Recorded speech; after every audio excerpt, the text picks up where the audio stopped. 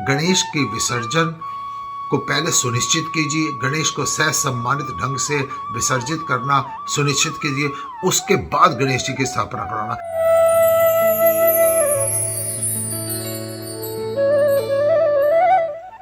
गणपति बप्पा मोरया, मंगल मूर्ति मोरया। बड़ी हैरानगी की बात है कि हम गणेश जी महाराज को पहले बड़े भाव से स्थापना करते हैं।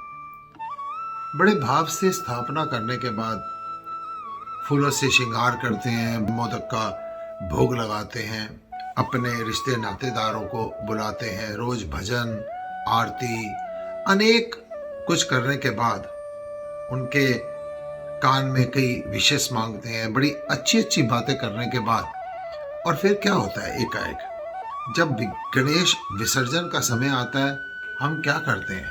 गणेश विसर्जन के समय हम उस गणपति को ले जाते हैं ऐसी नदी में ले जाते हैं जिसमें हम नहाना तो छोड़ो, हम उसमें हाथ धोना भी पसंद नहीं करते, जिसमें हम अपने बच्चे को 1 मिनट खड़ा करना भी पसंद नहीं करते।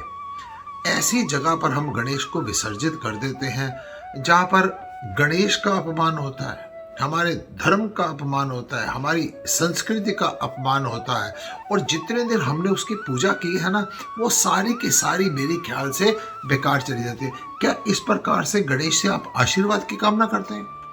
क्या इस प्रकार से आप विचार करते हैं कि गणेश आपको शुभकामनाएं, आपको आशीर्वाद, आपको दुआएं, आपको ब्लेसिंग्स देकर जाएंगे? कतई नहीं। हमको सबसे पहले सुनिश्चित ये करना है कि हम जो गणेश की स्थापना कर रहे हैं उसका विसर्जन हमने कैसे करना है। एक सज्जन मिले, कहते स्वामी जी आपकी बात सुनकर ना मैंने विचार किया कि मैं जो गणेश विसर्जन करूँगा, मैंने दूर देखी एक बड़ी साफ सुथरी नदी देखी। मैंने कहा यार क्या बात करते हो तुम, मैं कह रहा हूँ गंदे पानी में विसर्जन ना करना, और आपने क्या किया, एक साफ सुथरी नदी ढूंढ ली, यानी अब उस नदी को भी गंदा करने की तैयारी कर दी, कल को वो भी गंदी हो जाएगी।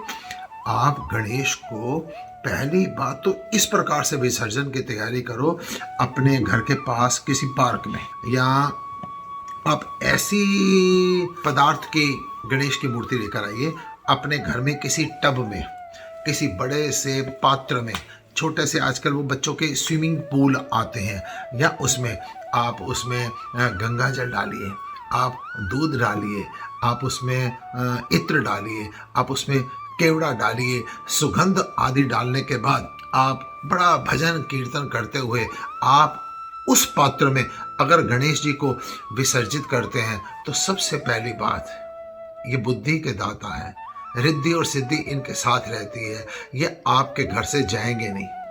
हमारे को विद्वान लोग बताते हैं, आप लोगों ने सुन रखा होगा कि गणेश का विसर्जन महाराष्ट्र में अगर किया जाता है तो वहाँ की उनकी एक प्रथाएं हैं, उनकी एक कथाएं हैं। अब आपसे कहूँगा गणेश का विसर्जन इस प्रकार से कीजिए, एक तो सह सम्मानित ढंग से गणेश जी का विसर्जन होगा, और दूसरी बात क्या है, ये हमारे घर पर ही रहेंगे। फिर इस पानी को घर के पौधों को दे दो, इन्हीं के नाम पर एक पौधा लगा दो, यानी गणेश जी हमारे पास रहेंगे। एक तो पर्यावरण की सुरक्षा हो गई, एनवायरनमेंट ठीक हो गया है, और दूसरी बात क्या है, वो गणेश जी हमारे सामने रहेंगे, हमारा गणपति धीरे धीरे हमारे सामने फिर बड़े होंगे किसी पौधे के रूप में। गणेश का अपमान से बच गए, बाहर ट्रैफिक जाम से बच गए, पैसे का खराबी होने से बच गए, बच्चों की दुर्घटनाएं हो जाती हैं विसर्जन के समय, कहीं कि बह जाते हैं, डेथ हो जाती है, उससे बच गए। कितने कलेशों से हम बच जाएंगे, और आनंद में हम गणेश जी को विसर्जन करेंगे। गणेश की विसर्जन को पहले सुनिश्चित कीजिए, गणेश को सह सम्मानित ढंग से विसर्जित करना सुनिश्चित कीजिए, उसके बाद गणेश जी की स्थापना कराना। फिर एक बच्चा क्वेश्चन कर रहा था कि हम जो सार्वजनिक रूप से गणेश लगाते हैं वो बहुत बड़ा होता है। आपने जो बड़ा गणेश जी की मूर्ति लगानी है ना, उसको आप अपने पास संभाल के रखिए, पूजा के लिए रख लिए उसको है, और उसके आगे जो विसर्जन के लिए ना छोटा सा गणेश 1 फुट का 2 फुट का जो भी है ना, वो इस साइज का रखिए, उसको विसर्जन कर देंगे, और जिसकी पूजा की गई है उसको वैसे ही सुरक्षित रख देंगे। गणेश विसर्जन से पहले इतना जरूर ध्यान रखिए कि हम अपनी संस्कृति, अपना धर्म, अपना देवी देवते, इन सब का सम्मान पहले सुनिश्चित कीजिए। फिर देखिए आशीर्वाद मांगने की जरूरत नहीं होगी, आशीर्वाद आपके अपने पास होंगे। गणपति बप्पा मोरया, मंगल मूर्ति मोरया।